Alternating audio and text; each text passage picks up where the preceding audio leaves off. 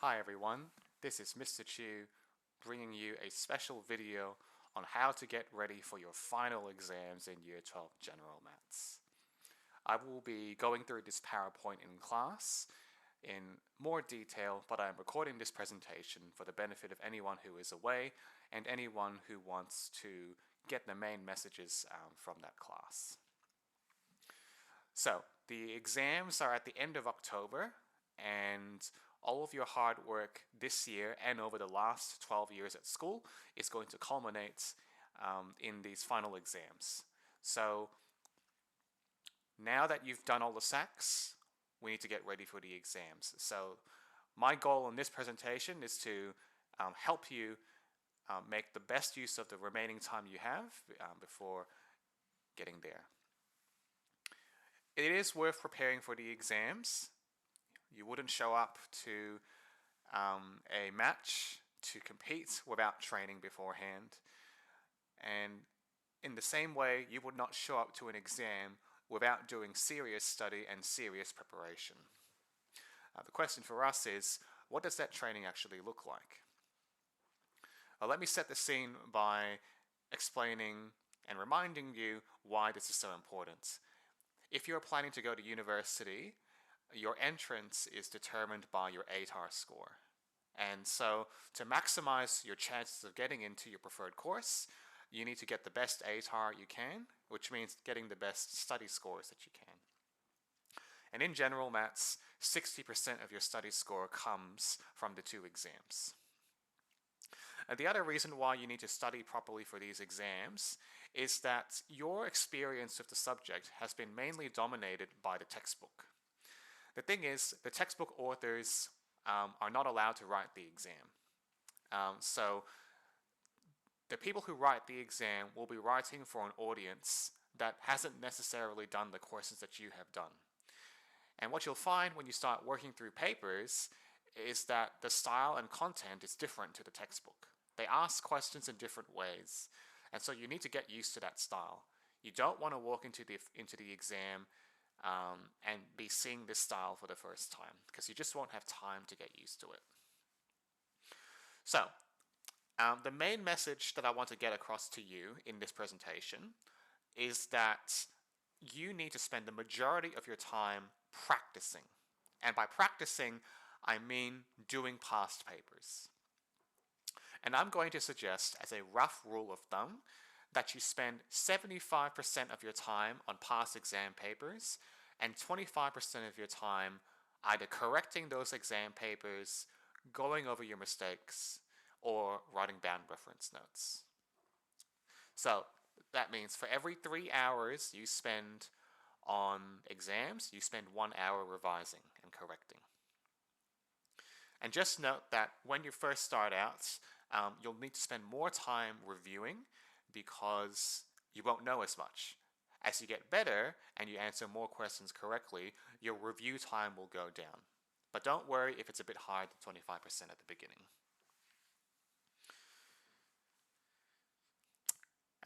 You must correct your work. If you don't correct your work, you'll just end up making the same mistakes over and over again. When you correct your work, what's going to happen is you'll see patterns emerging. So for example, you might find that you always get the crashing questions wrong, or the Hungarian algorithm questions wrong, or you mess up interpreting the coefficient of determination. The only way to find out where your gaps are is to note them when you correct your work and then do something about them so that those gaps disappear. I want to briefly talk about common mistakes. So one thing that I've noticed in my time as a teacher is that a lot of students like to spend a lot of time writing notes.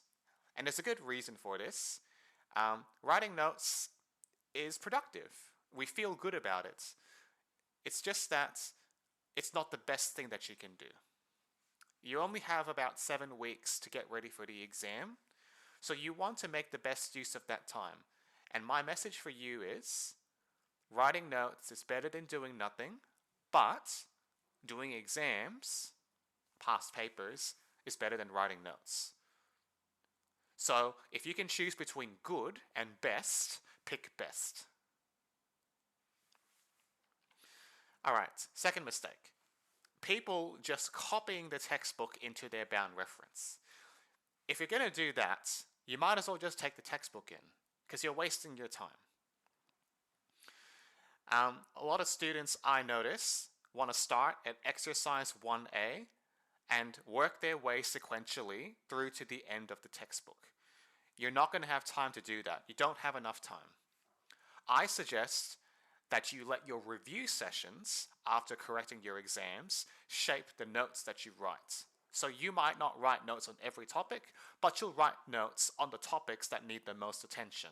And how will you know those topics? Because those will be the gaps that are exposed by doing past exam papers. And I've already sort of hinted at this. Don't just correct your papers. You've got to understand why you lost those marks so that you don't lose them in the future. So don't just say, oh, I'm so stupid, I got that question wrong again. What you need to do is say, I got that wrong. What do I need to understand? What do I need to revise? What do I need to put in my bound reference so that I don't get that question wrong again?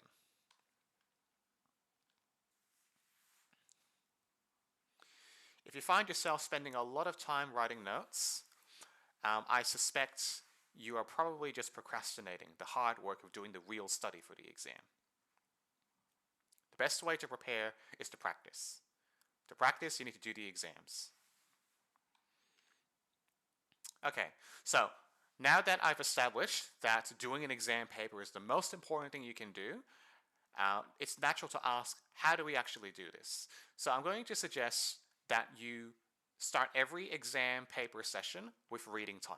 You get 15 minutes of reading time in your final exam, and you need to practice reading time. Most of my students have very poor skills in reading time.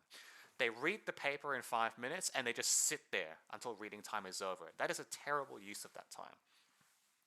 I'll go into more detail on how to use reading time later, but assuming that you've done the reading time, then you want to write for 90 minutes or 1.5 hours. And when you're starting out, you probably won't be able to finish the paper in 1.5 hours because it's long and it's hard. So what I suggest you do is at the end of 90 minutes, when the writing time is over, take a break if you need to, and then change the color of your pen and continue answering all the questions that you can.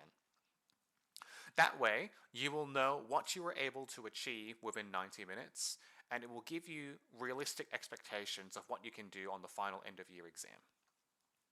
As you get better, you'll be able to answer more of the paper within 90 minutes. And as you get closer to the exam, you'll want to spend a bit more time, you want to spend give a bit more emphasis to finishing the whole exam within 90 minutes. So don't worry about rushing at the start, but as you get closer to the end of October, you'll want to do the exam as though you were under exam conditions. And that's a challenge for anyone. It's not easy to finish the paper in 90 minutes. Okay, so reading time. What you want to do is start by skim reading the whole paper. So you're not figuring out questions in detail, but you do want to work out what each question is asking you to do. Then you want to decide, okay, for each question, which topic from the course, so it might be crashing or maximum flow or transition matrices or financial solver. Figure out what is the main topic being assessed in each question. And once you've done that, you need to develop a plan for completing the paper. And I will describe this in more detail soon. But basically, you want to decide which questions you're going to do first and which questions you're going to skip and come back to later. When you finish reading time, you should have your plan, so that as soon as writing time starts, you know exactly which questions you're going to do first and which questions you're going to skip. Now, writing time. My suggestion is the 3-pass strategy. So you work through the exam in 3 stages. So in the first pass, you just do the easy questions that you can quickly write down the answer straight away. And the reason why I'm suggesting this is because this is going to build your confidence, and you're going to get all the easy marks and maximize your score in the first round. Once you've done all the easy questions, go back, do the questions which are slightly harder, but you know how to do them. So for example, there are some questions that come up every year, like calculating the seasonal index. That's a free mark. But other questions also come up every year, or most years, such as the Hungarian algorithm. Maybe you're not as confident with the Hungarian algorithm, so maybe you won't do that one first. Maybe you'll do that second. And then on the third pass, you'll go back again, and this time you'll just do the questions that you skipped in the first 2 passes. So these are going to be the hard questions that everyone is wrestling over, and you want to do these questions last because they won't give you that many marks, but they'll take up the most time. And your final study score is based on the number of marks you get on the exam, not whether you answered the hardest questions of the exam. So it makes sense to do the easiest questions first and the hardest questions last. This also means you're definitely going to do the questions out of order. Finally, I want to say you only have 90 minutes to do the whole exam, so if you can't do a question straight away, you need to skip it, and you need to skip it pretty quickly. So I'm just going to say, after about 30 seconds, if you can't make progress, skip it. Because you've lost half a minute, and you only have 90 minutes, and it's going to go by really quickly. All right, let me say a few words about problem solving. Problem solving is really the goal that we hope you will acquire this skill after studying a maths course. It's not just about following instructions or following a recipe, but being able to see connections between ideas and apply your knowledge in unfamiliar situations. Problem-solving questions are the hardest ones because you have to figure out the strategy yourself. You can expect that there will be some problem-solving questions on the exam this year. So let me briefly outline a basic strategy for problem solving. Your first step is to identify the goal. What is the question asking me to do? What is the question asking me to find? Second, take note of all the useful information that's been given to you. You've got a goal and you've been given some resources, some information to help you get to that goal. Next, you've got to find a way to bridge the gap. And your main tool is mathematics. So based on your experience of doing questions, what major mathematical topic, concept, technique, or procedure might be useful to help you reach your goal? Is your question a traveling problem? If it's a traveling problem, you might need to use Eulerian circuits and Eulerian trails. Is your question a financial solver question? In which case, is it an annuity, a compound interest investment, or a reducing balance loan? Once you know which topic it is, then you'll be able to draw on relevant formulas and subject matter. Come up with an idea for solving the problem. You might have more than one idea. And here's the hardest part. You've got to pick one of your ideas and actually try it. And sometimes it's not going to work. And that's okay, because that is problem solving in the real world. You might need to try 2 or 3 different things before making progress on a problem solving question. And that's why you want to do these last. Once you think you've come up with an answer, evaluate your work. Ask, did your idea lead you to an answer? And if you got an answer, does it make sense? Does it match the information in the question? If your idea didn't lead to an answer, ask why not, and maybe you need to go back, try a different idea, or maybe you need to revisit the question and the information that was given to you. Maybe you made an assumption that doesn't work in your question. Don't be afraid to grab a spare piece of paper and do rough working. I want to say that problem solving is hard work, and don't feel that the goal is to just stare at the question and have the idea come to you. Actually, what you need to do is write stuff down, and you need to be willing to have stuff not work before finding the stuff that does work. As you become more experienced at problem solving, your initial ideas are more likely to be correct because you'll have accumulated all that experience. And that's why you need to do the exam papers, because it's only by doing exam papers that you'll expose yourself to practice in problem solving. Okay, here's the timeline. You've already been given a blue exam booklet with 3 years worth of exams from the Northern Hemisphere timetable. At the end of term 3, we will do the 2016 exams in class after the SAC. And I'm assigning for you to do 2 years worth of exam papers per week over the school holidays and during the first week of term 4 in your own time. In the second week of term 4, I've assigned 1 exam paper, and in the third week, which is after you finish school, like formal classes at school, you will do 1 exam paper, and this sample exam paper, which is already on the VCAA website, is actually a collection of old exam questions, plus a few new practice questions on material that was introduced into the course this year, such as Leslie matrices. So I'll remind you to look at this sample paper because there are no past exam questions for Leslie matrices because it's new this year. But you've got the sample paper to look at, so it's in your best interest to look at this sample exam paper. Exam 1 is on Friday of week 4, and exam 2 is on Monday of week 5. I'll also let you know that in term 4, week 1 and 2, we will do the 2020 exam during class. And the reason why I've chosen not to give you the 2020 paper is because the 2020 paper was different because of the pandemic. So in that year, students only had to do 1 module. So either matrices or networks, but not both. But we have to do both. So that means that each section of the exam was longer.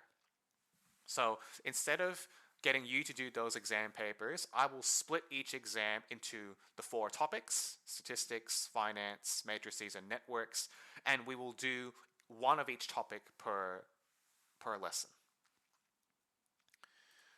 Okay, finally, this is the last slide.